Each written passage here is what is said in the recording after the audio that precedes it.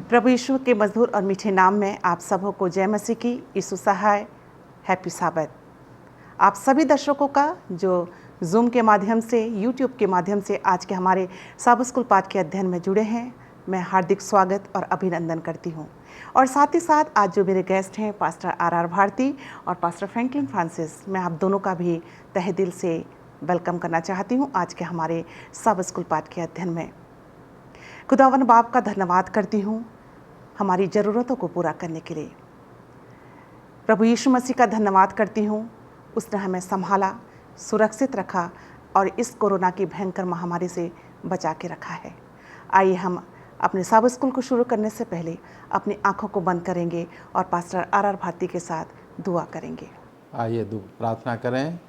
ये ज़मीन और आसमान के बनाने वाले परमपिता परमेश्वर, हमारे मालिक, हमारे सृष्टिकर्ता, हम तेरा धन्यवाद देते हैं कि प्रभु तूने हमें ये समय दिया कि हम तेरे पवित्र दिन में तेरे साथ बैठ कर के तेरे वचन से परमेश्वर बातचीत कर सकते हैं और लोगों को परमेश्वर तेरा वचन दे सकते हैं जो तूने हम तमाम को दिया है।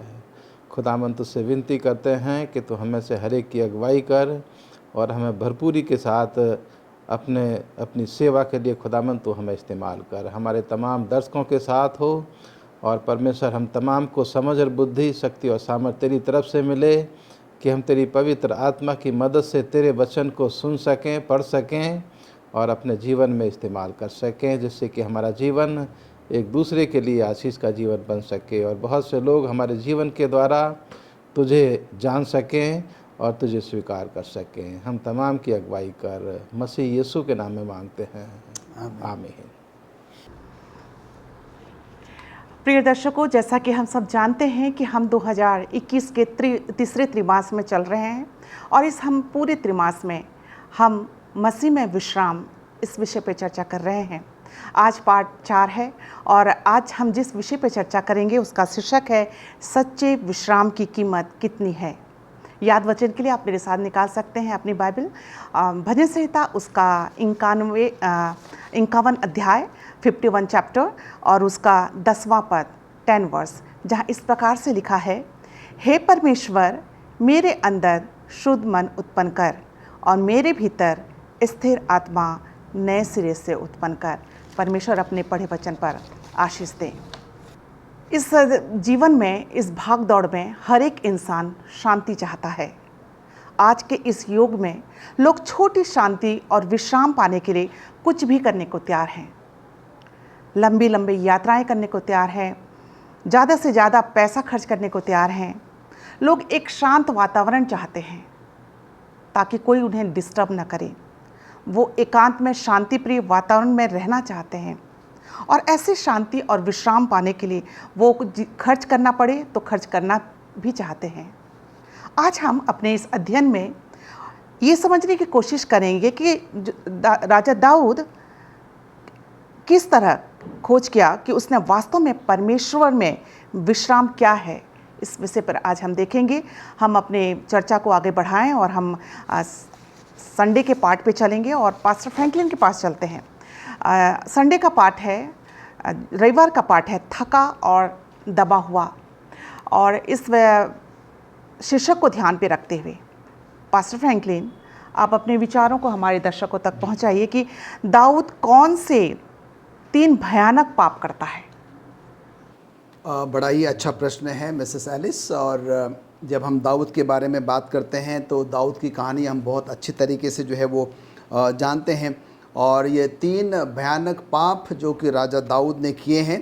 पहला पाप तो जो है उसने लालच किया और उसके बाद जो है उसने हत्या करी। उसके बाद हम देखते हैं कि उसने व्यभिचार किया और ये तीनों जो है बहुत ही भयंकर पाप हैं जो कि राजा दाऊद के द्वारा जो है वो किए गए हैं। हम रविवार के पाठ में हैं और जिसका शीर्षक जो है वो थका और दबा हुआ है।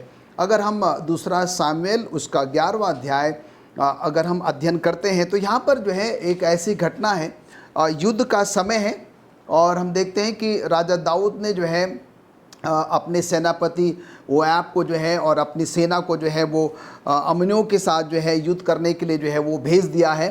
और हम यहाँ पर देखते हैं कि राजा दाऊद जो है, जबकि उसको स्वयं भी जो है अपनी सेना के साथ होना चाहिए था यरदन नदी के पार उस युद्ध में, पर हम देखते हैं कि राजा दाऊद जो है वो नहीं जाता है।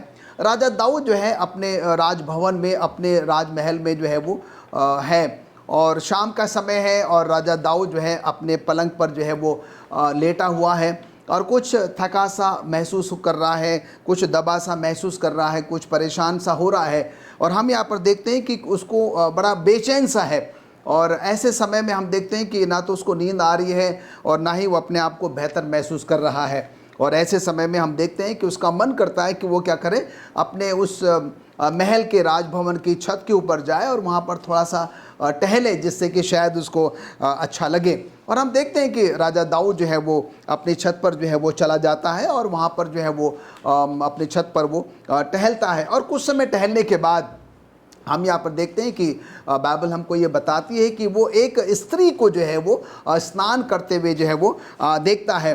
और हम देखते हैं कि जब उस स्त्री को वो स्नान करते हुए देखता है और वो तुरंत जो है अपने लोगों को बुलाता है और उस स्त्री को जो है वो अपने महल में उनको आमंत्रित करता है या बुला लेता है। और हम देखते हैं कि उस स्त्री को जो है वो महल में लाया जाता है।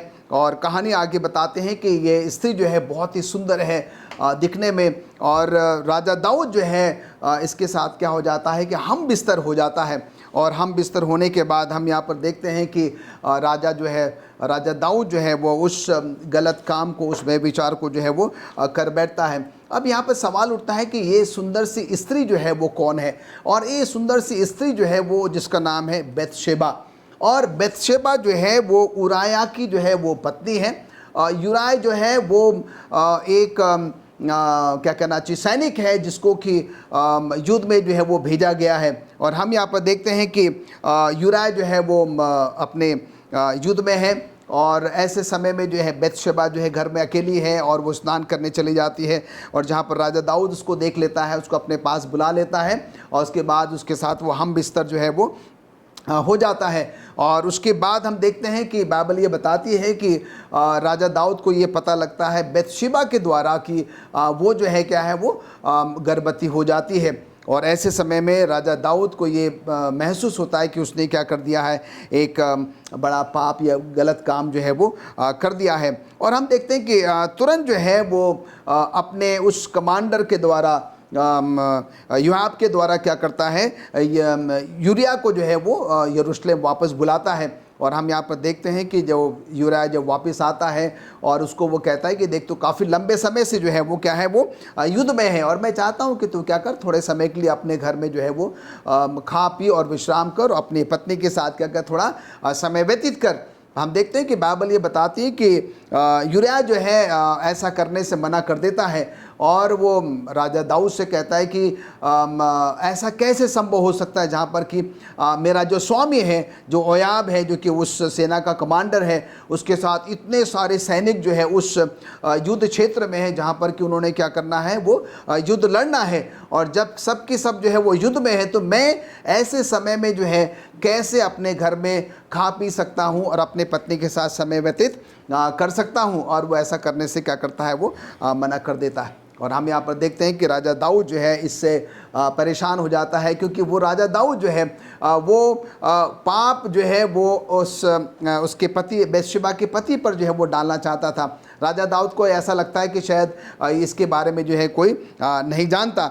और हम यहाँ पर देखते हैं कि जब यूरिया इस बात से मना कर देता है, वो वापस युद्ध में चला जाता है। और तब राजा दाऊद जो है अपने सेनापति जो है कमांडर से जो है योआब से कहता है कि तू क्या कर, इसको युद्ध में जो है वो सामने रख, और जिससे क्या हो जाए, ये मर जाए। और राजा दाऊद को लग रहा था कि शायद वो पाप क्या होगा कि अंदर के अंदर जो है वो दबा रह जाएगा। और हम देखते हैं कि बाइबल हमको ये बताती है कि योआब ने क्या किया, वैसे ही किया, और यूरिया को जो है उसके सामने वहाँ पर युद्ध के सामने रख दिया गया, और यूरिया जो है वो क्या हो जाता है, वो मर जाता है। यहाँ पर हम देखते हैं कि राजा दाऊद जो है ऐसा नहीं कि राजा दाऊद एक राजा होने के नाते जो है वो नियम को तोड़ सकता है, कानून को तोड़ सकता है, परमेश्वर की आज्ञा का जो है वो उल्लंघन जो है वो कर सकता है। राजा दाऊद ये सोचता है कि उसके बारे में शायद कोई नहीं जानता है, उसके पाप के बारे में जो है वो कोई नहीं जानता है। हम सबको पता है कि पुराने ज़माने में जो है राजा के पास वो सारे अधिकार होते थे, वो जो चाहता था वो वैसे जो है वो कर सकता था। और उसी अधिकार के कारण जो है उसने क्या किया था, बेतशेबा को जो है जो कि यूराय की जो है वो पत्नी थी, उसको अपने घर बुला लेता है और उसको एक तरीके से जो है वो अपनी पत्नी जो है वो बना लेता है। यहाँ पर एक हम सबक, एक संदेश जो है वो ले सकते हैं। चाहे हम कितने बड़े से बड़े भी क्यों ना हो, हम चाहे किसी ओहदे पर भी क्यों ना बैठे हो, परमेश्वर के जो नियम कायदे कानून जो है वो सबके लिए क्या है कि वो बराबर हैं। और हम यहाँ पर देखते हैं कि राजा दाऊद ने जो है वो जो गुनाह किया, जो पाप किया था, और आगे हम उसके बारे में देखेंगे कि परमेश्वर ने क्या किया, उसकी सज़ा जो है वो राजा दाऊद को जो है वो दी है। मैडम, धन्यवाद देना चाहती हूँ पास्टर फ्रैंकलिन आपके अच्छे विचारों के लिए। आइए हम सोमवार के पाठ पे चलेंगे और सोमवार के पाठ का शीर्षक है नातान और चित्र कहानी। पास्टर भारती, मैं ये जानना चाहती हूँ कि दाऊद ये क्यों कहता है कि मैंने प्रभु के विरुद्ध पाप किया? वो ये क्यों नहीं कहता कि मैंने बेतशेबा के विरुद्ध पाप किया? ये सवाल जो है जो आपने पूछा है, एक आम आदमी के लिए ये सोचने के लिए मजबूर कर देता है कि दाऊद बादशाह जो है ये क्यों नहीं कहता कि मैंने बेतशेबा के विरुद्ध पाप किया है, ये क्यों कहता है कि मैंने परमेश्वर के विरुद्ध पाप किया है।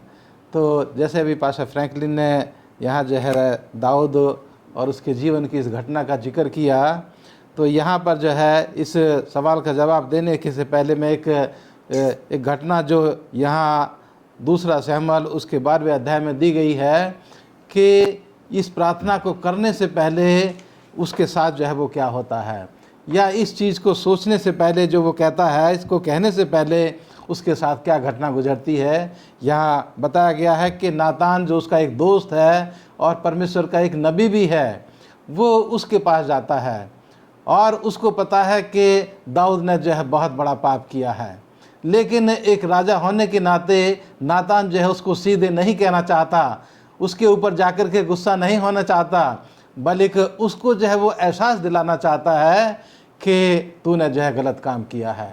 और उसके लिए वो उसको एक कहानी बताता है कि कहानी जो है यहाँ बताई गई है 12वें अध्याय में कि नातान जो उसको बताता है कि एक दो मनुष्य थे और एक मनुष्य जो था उसमें से गरीब था, निर्धन था, और दूसरा अमीर था, धनी था।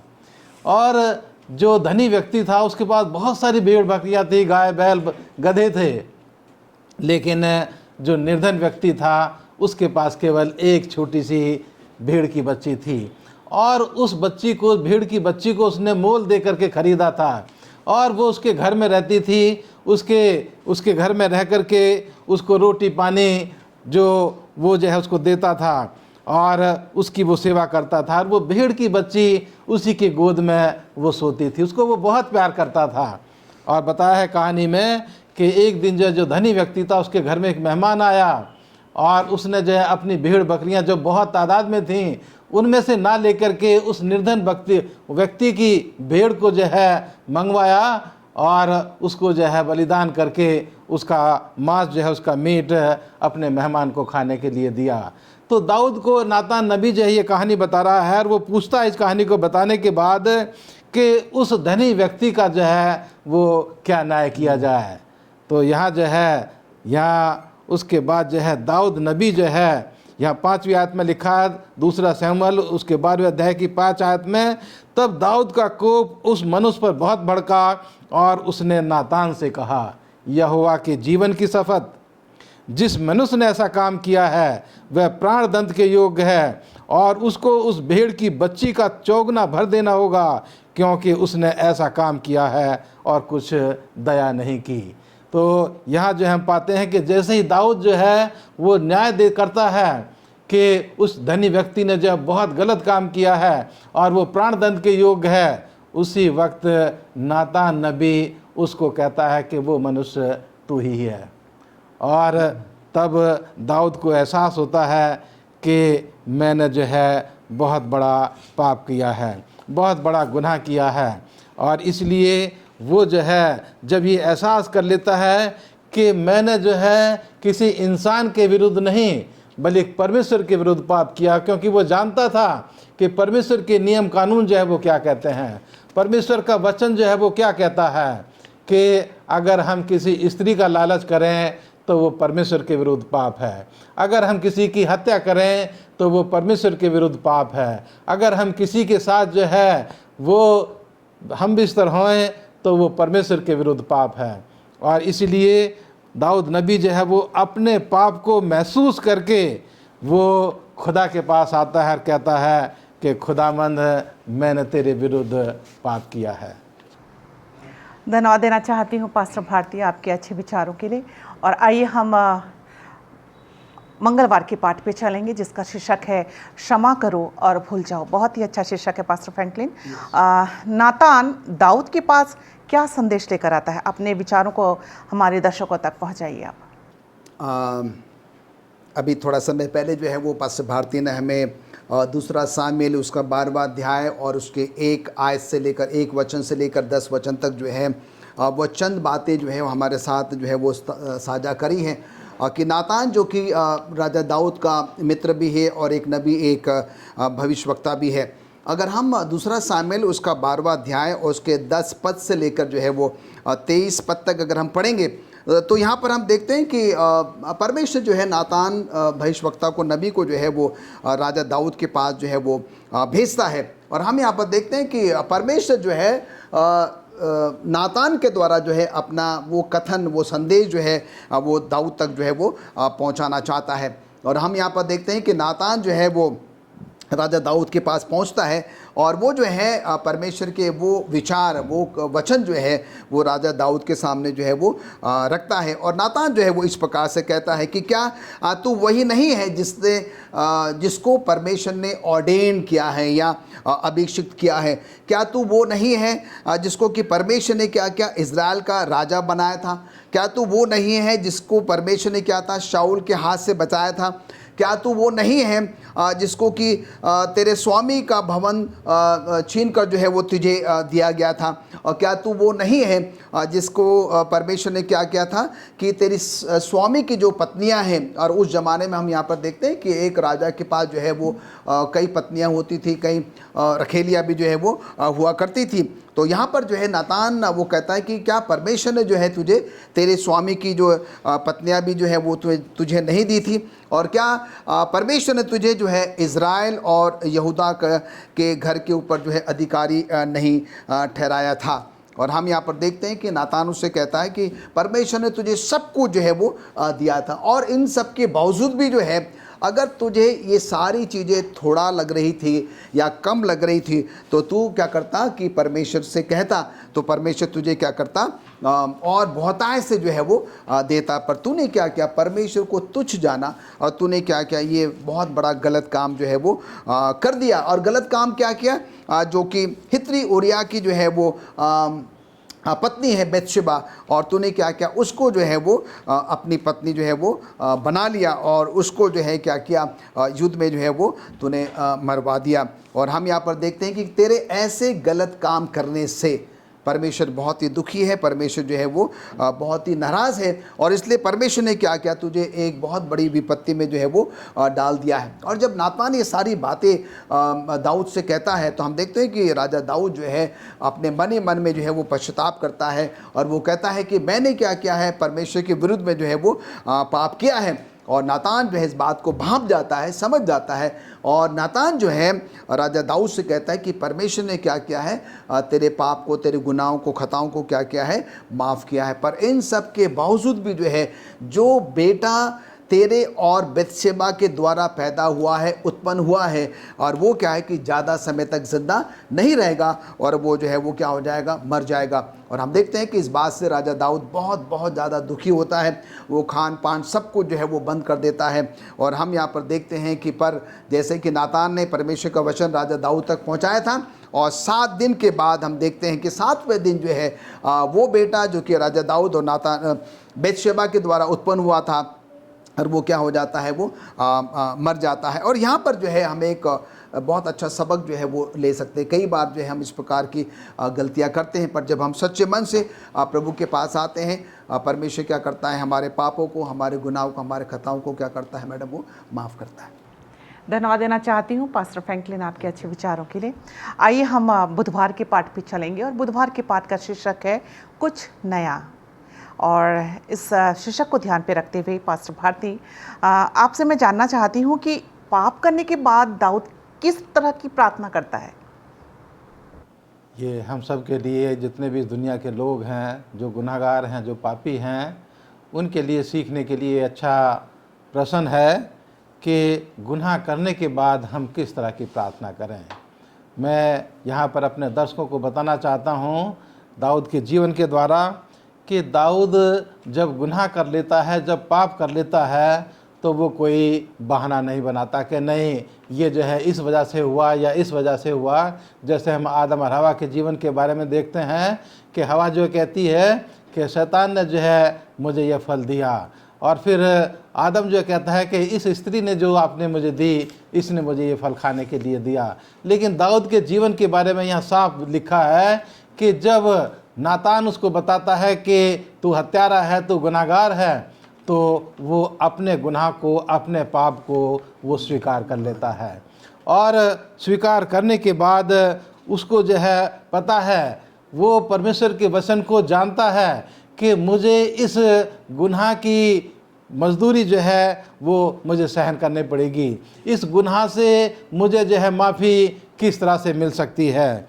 और इसलिए दाऊद जो है वो यहाँ भजन संहिता में लिखा है, इसके 51 अध्याय की 7 आयत से लेकर के 10 आयत तक, और जो हमारी मुख्य आयत भी है कि हे परमेश्वर मेरे अंदर शुद्ध मन उत्पन्न कर और मेरे भीतर स्थिर आत्मा नए सिरे से उत्पन्न कर।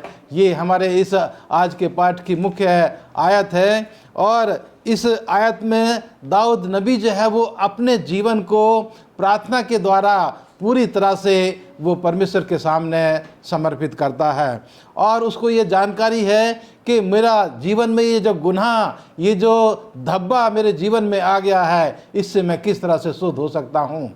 इसलिए वो जो है यहाँ 7वीं आयत में कहता है कि हे परमेश्वर तू मुझे जूफा से साफ कर, जूफा से मुझे शुद्ध कर, तो मैं पवित्र हो जाऊँगा।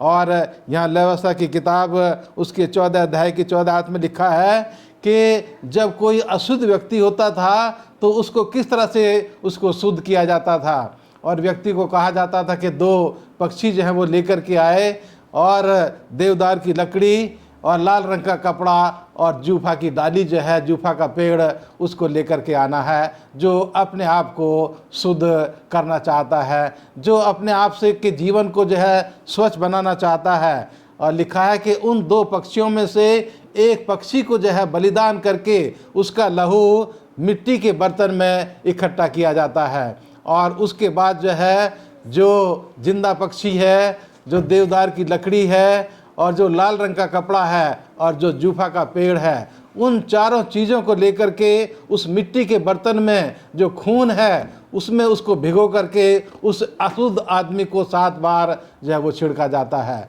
और उसके बाद वो शुद्ध हो जाता है। यहाँ लिखा है कि दाऊद को जो थी ये जानकारी थी कि मेरे जीवन का ये गुनाह जो है वो किस तरह से साफ़ हो सकता है, किस तरह से शुद्ध हो सकता है। इसलिए वो अपने जीवन को लेकर के जो है वो परमेश्वर के पास आता है कि हे परमेश्वर तू मेरे अंदर शुद्ध मन दे दे, तू मेरे जीवन को जो है धो करके साफ और पाक कर दे, मेरे जीवन के अंदर जो है एक नई आत्मा दे, जिससे कि मेरा जीवन जो है वो दाग धब्बों से धुल करके नया हो जाए, और वो अपने जीवन को पूरी तरह से परमेश्वर के सामने वो न्यौछावर कर देता है, और परमेश्वर से जो है वो दरख्वास्त करता है कि खुदामंद मैं अपने पापों को मैं मानता हूँ कि मैंने गलती की है, मैंने जो है पाप किया है, लेकिन मैं गुनहगार हूँ, मैं कमज़ोर हूँ, लेकिन प्रभु तेरे अंदर वो शक्ति और सामर्थ्य है कि तेरी दया के द्वारा, तेरे रहम के द्वारा मेरे जीवन का ये धब्बा धुल सकता है। और इसीलिए वो ये प्रार्थना करता है कि प्रभु मैं अपने जीवन को तेरे पास लेकर के आता हूँ, क्योंकि तेरे अंदर ही वो शक्ति और सामर्थ है जो लोगों के गुनाहों को धो करके पाक और साफ कर सकती है। आज मेरे और आपके लिए यहाँ दाऊद के जीवन से जो हम ये सीख सकते हैं कि परमेश्वर के अंदर ही वो ताकत है जिससे हम पाक और साफ हो सकते हैं, माफ़ हो सकते हैं, स्वच्छ बन सकते हैं। और परमेश्वर जो है हमारी उस रिक्वेस्ट को हमें स्वीकार करता है जब हम टूटे हुए दिल के पास साथ परमेश्वर के पास आते हैं, तो वो हमें स्वीकार करता है। धन्यवाद देना चाहती हूँ पास्टर भारती आपके अच्छे विचारों के लिए। और आइए हम बृहस्पतिवार की पाठ पे चलेंगे जिसका शीर्षक है प्रकाश की किरणें। और इस शीर्षक को ध्यान पे रखते हुए पास्टर फ्रैंकलिन, आपसे मैं जानना चाहती हूँ कि दाऊद अपने दर्दनाक अनुभव के साथ क्या करना चाहता है। अभी हमने सुना है कि पास्टर भारती ने हमें बताया है और मैंने भी आपके साथ साझा किया है राजा दाऊद के उस दर्दनाक अनुभव के द्वारा, जहाँ पर कि वो अब इस बात को स्वीकार करता है कि उसने जो है वो खुदा के विरुद्ध में क्या किया है, वो पाप किया है। हम यहाँ पर देखते हैं कि अगर हम भजन संहिता उसका 51वां अध्याय अगर हम अध्ययन करेंगे, उससे पहले 50 अध्याय तक जो है राजा दाऊद की एक अलग तस्वीर है। और 51वें अध्याय में जब हम देखते हैं, जब राजा दाऊद आता है तो वो अपने पापों के लिए, गुनाहों के लिए, खताओं के लिए जो है वो परमेश्वर से जो है वो माफ़ी जो है वो मांगता है। और ये पूरा अध्याय जो है राजा दाऊद के उन तमाम गुनाहों के लिए जो है पश्चाताप करना और उसकी माफ़ी मांगने का जो है वो जिक्र है। और वो बार बार जो है परमेश्वर से ये प्रार्थना करता है। अगर हम यहाँ से 13वें पद से पढ़ेंगे तो लिखता है कि तब मैं अपराधियों को तेरा मार्ग सिखाऊंगा और पापी तेरी ओर फिरेंगे।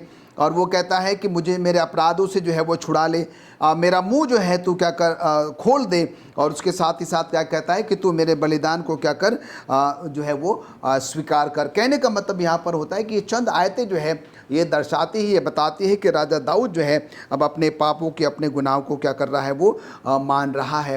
बताया जाता है कि जब हम हमारे घरों में जब कोई भी ऐसा टूटा बर्तन या कोई ऐसे टूटी चीज़ टूट जाती है तो अक्सर हम क्या करते हैं, उसको फेंक देते हैं और हम उसका जो है वो इस्तेमाल जो है वो नहीं करते हैं। पर बताया जाता है कि जापान में जो है अगर उनके घरों में कोई बर्तन या कोई ऐसी चीज़ अगर वो टूट जाती है तो वो उसको वो फेंकते नहीं हैं, पर उसको क्या करते हैं, वो सोने या चांदी के उस पानी से या कुछ इस प्रकार का वो तैयार करते हैं और उसके द्वारा क्या करते हैं, उस टूटे हुए बर्तन को या चीज़ को क्या करते हैं, वो एक बार फिर से जो है वो जोड़ देते हैं और उस टूटे फूटे बर्तन को, चीज़ को क्या कर देते हैं, पहले से भी जो है वो बहुत ही सुंदर और जो है वो अच्छा बना लेते हैं और बना देते हैं। और हम देखते हैं कि जो कलाकार होता है वो अपने पूरी कलाकारी का इस्तेमाल करता है और उस टूटे फूटे बर्तन को जो है, उस चीज़ को जो है पहले से कई गुना बेहतर जो है वो बना लेता है। यहाँ पर हम देखते हैं कि छोटा सा उदाहरण है जो कि मुझे और आपको जो है परमेश्वर के बारे में बताता है। हमारा पाप से, गुनाहों से, खताओं से जो भरपूर जीवन है जिसके कारण कई बार हम जो है वो टूट जाते हैं, बिखर जाते हैं। पर जब हम परमेश्वर के पास आते हैं, हम सच्चे मन से, सच्चे हृदय से जो है पश्चाताप करते हैं, प्रभु से हम माफ़ी मांगते हैं, तो परमेश्वर क्या करता है, हमारे वो पुराने जीवन के जो टूटे फूटे जो चीज़ें होती हैं, गलतियां होती है, काम होते हैं, उसको क्या कर देता है, अपने उस पवित्र लहू से जो है वो धोकर साफ करके जो है हमारे पापों को, गुनाहों को माफ़ करके जो है वो क्या करता है, हमें वो उससे कई गुना जो है वो बेहतर जो है वो बना देता है, एक तरीके से जो है वो नया बना देता है। अजीज़ों, हमारे और आपके जीवन में कई ऐसे पाप, कई ऐसे गुनाह हैं जिसको लेकर कई बार हम जो है वो जीवन यापन करते हैं। पर हमें और आपको जो है राजा दाऊद के मार्फत जो है प्रभु के पास जाना होगा, पश्चाताप करना होगा, अपने पापों से, गुनाहों से जो है वो तौबा करना होगा।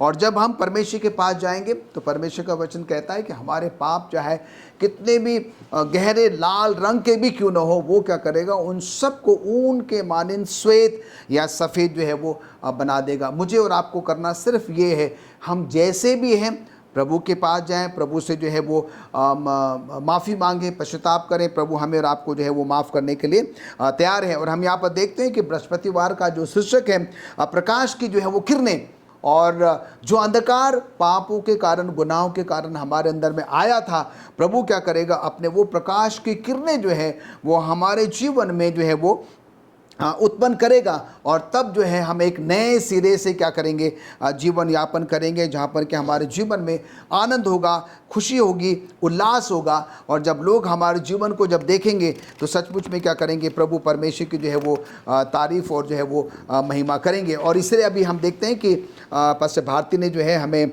ये पद जो है वो पढ़कर जो है बताया था कि टूटा मन परमेश्वर की योग क्या है, वो बलिदान है। और हमें जो है टूटे मन के साथ प्रभु के पास जाना होगा, अपने पापों को, गुनाहों को, खताओं को जो है वो मानना होगा। और जब हम प्रभु के पास जाएंगे, परमेश्वर हमको स्वीकार करता है, परमेश्वर हमारे पापों को, गुनाहों को, खताओं को मैडम क्या करता है, वो माफ़ करता है। धन्यवाद देना चाहती हूँ पास्टर फ्रैंकलिन आपके अच्छे विचारों के लिए।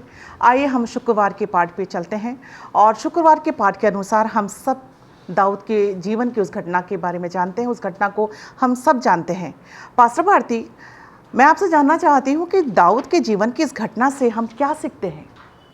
ये आज के हमारे इस पाठ में सबसे महत्वपूर्ण सवाल है, प्रश्न है कि दाऊद के जीवन की ये जो घटना हमारे सामने है, इस घटना से हम आम आदमी, हम मसीह लोग, हम परमेश्वर के विश्वासी लोग, हम इस कहानी से क्या सीख सकते हैं, इस घटना से हम क्या सबक ले सकते हैं।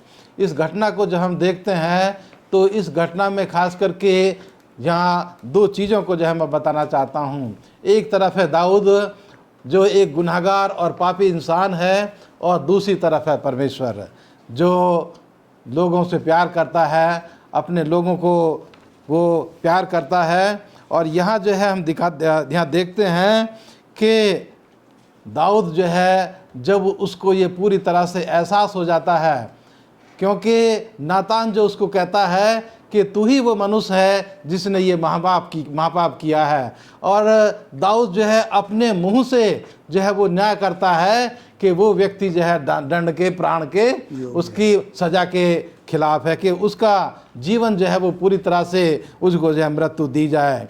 और अब दाऊद जो है यहाँ महसूस कर रहा है कि मेरा जीवन जो है वो पूरी तरह से ख़त्म हो चुका है। मैं जो हूँ एक सज़ा के हकदार हूँ, जिसमें मेरा जीवन जो है वो ख़राब होने वाला है, ख़त्म होने वाला है। और यहाँ ऐसे समय में वो जो 17वीं आयत यहाँ लिखी है, जो पास्टर फ्रैंकलिन ने भी यहाँ पर पढ़ी, कि वो जो है पूरी तरह से टूट चुका है, पूरी तरह से वो निराश है। वो जानता है कि मेरा जीवन जो है इस गुनाह की वजह से, इस पाप की वजह से, हत्या की वजह से और दूसरे व्यक्ति की, स्त्री की लालच करने की वजह से मेरा जीवन जो है वो ख़त्म होने पर है। और वो अपने दिल को पूरी तरह से तोड़ करके वो परमेश्वर के पास आता है। और वो यहाँ पर लिखता है परमेश्वर का वचन कि हे परमेश्वर, तू टूटे और पिसे हुए मन को तुच्छ नहीं जानता। यहाँ जो है हम दो व्यक्तियों का एक उदाहरण देना चाहूँगा मैं यहाँ पर, राजा दाऊद का और इससे पहले जो राजा था, राजा साउल। इन दोनों के जीवन में जो है पाप आता है, लेकिन हम यहाँ देखते हैं कि साउल जो है वो अपने पाप को स्वीकार नहीं करता, उसको नहीं मानता, और उसका क्या फल होता है कि वो अपने जीवन को अपनी तलवार से अपनी हत्या कर लेता है। लेकिन यहाँ दाऊद के बारे में हम जब पढ़ते हैं कि दाऊद भी जो है वो पाप करता है, लेकिन यहाँ देखते हैं कि दाऊद अपने पाप को वो मान लेता है कि ये मेरा पाप है जिसको मैंने किया है, और ऐसा सोच करके वो परमेश्वर के पास आता है। और हमारी मिसिज E.J. वाइट जो हैं अपनी एक किताब पैट्रियर्क्स ऑफ प्रॉफिट के 725 पेज पर भी कहती हैं कि जो भी व्यक्ति अपने गुनाहों को लेकर के टूटे हुए दिल के साथ परमेश्वर के पास आता है, परमेश्वर कभी उसको निराश नहीं करता, परमेश्वर उसको स्वीकार कर लेता है। और इसलिए यहाँ पहला यूहन्ना उसका पहला अध्याय उसकी 9 आयत में कहता है कि कोई भी व्यक्ति जो अपने पापों को मान लेता है और अपने अधर्म से शुद्ध करने में परमेश्वर जो है, जो अपने पापों को मान करके कोई भी व्यक्ति परमेश्वर के पास आता है क्षमा प्राप्त करने के लिए, यहाँ लिखा है कि परमेश्वर जो है उस व्यक्ति को उसके सब अधर्म से शुद्ध करने में विश्वास से योग्य और धर्मी है।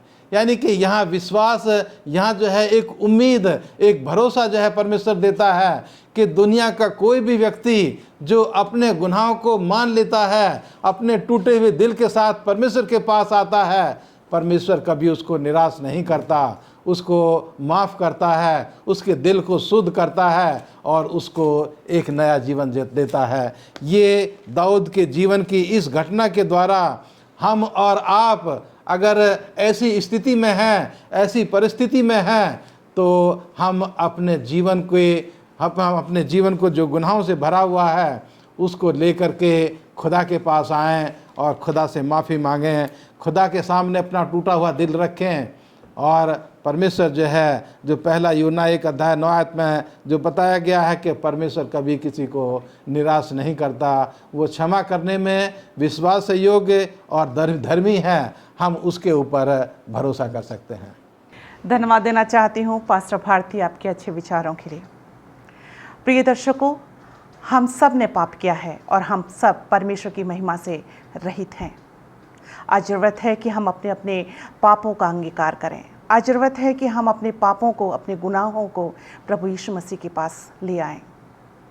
कभी कभी हम ये सोचते हैं कि हमने पाप किया, परमेश्वर के सामने जाने के हम लायक नहीं हैं। लेकिन हम दाऊद को याद करें। दाऊद ने पाप किया, दाऊद ने व्यभिचार किया, दाऊद ने झूठ बोला। 10 आज्ञाओं में से दाऊद ने कम से कम 5 आज्ञाओं का उल्लंघन किया, 5 आज्ञाओं को तोड़ा। जब दाऊद परमेश्वर का रोना हो सकता है तो हम क्यों नहीं। आज ज़रूरत है कि हम अपने पापों को मान लें और प्रभु यीशु मसीह से ये कहें कि जूफा से मुझे शुद्ध कर तो मैं पवित्र हो जाऊंगा, मुझे धो, मैं हिम से भी अधिक श्वेत बनूंगा। एक थॉट आपके साथ में शेयर करना चाहूँगी। यीशु हमें बुला रहा, एक नज़र तो मोड़ लें, क्यों ये गुनाह लिए चलें, इनको यहीं पे छोड़ दें। इसी थॉट के साथ आज का सब स्कूल में यही ख़त्म करना चाहती हूँ। और आज के सब स्कूल के पार्ट में साथ देने के लिए जो मेरे गेस्ट थे, पास्टर आर भारती और पास्टर फ्रैंकलिन, मैं आप दोनों का धन्यवाद देना चाहती हूँ और आप सभी दर्शकों का धन्यवाद देती हूँ। उम्मीद करती हूँ कि आज का सब स्कूल का पाठ हम सबों के लिए आशीष का कारण रहा होगा। प्रभु यीशु मसीह हम सबों को आशीष और बरकत दे। सब स्कूल पाठ को ख़त्म करने के लिए हम अपनी आंखों को बंद करेंगे और दुआ करेंगे और पास्टर फ्रैंकलिन हमारे दुआ में अगुवाई करेंगे। आइए प्रार्थना करें। शुक्रगुजार हैं स्वर्गीय पिता परमेश्वर आज के अच्छे सब स्कूल पाठ के अध्ययन के लिए। आज जो कुछ भी प्रभु हमने राजा दाऊद के उस जीवन में से सीखा है, प्रभु कई बार हम अपने आप को भी राजा दाऊद के स्थान पर पाते हैं। हमसे प्रभु ऐसे गुनाह, ऐसी गलतियां हो जाती हैं जिसको कि शायद हम समझते हैं कि कोई नहीं जानता, पर आज प्रभु हमने इस बात को सीखा है कि आपका जो पवित्र वचन है, आपकी जो व्यवस्था है, वो सब के लिए बराबर है। प्रभु अनुग्रह करें कि जब हम इन गुण बातों को सुनते हैं, हम इसको सुनने वाले नहीं पर अपने व्यक्तिगत जीवन में, अपने पारिवारिक जीवन में, अपने कलीसिया जीवन में इसको उतार सकें और अपने तमाम उन पापों के लिए, गुनाहों के लिए, खताओं के लिए प्रभु हम आपसे माफ़ी मांग सकें, क्योंकि आप बहुत ही दयालु और बहुत ही अनुग्रहकारी प्रभु परमेश्वर है। आप हमेशा हमारे पापों को, गुनाहों, खताओं को प्रभु माफ़ करते हैं। पुनः प्रभु आज के पवित्र शब्द के लिए और आज के अच्छे सब स्कूल पाठ के लिए प्रभु हम आपके हृदय से धन्यवादित हैं। हम सबके पाप और गुनाहों को आप माफ़ करें, प्रभु यीशु मसीह के नाम से मांगते हैं, आमीन। आमीन।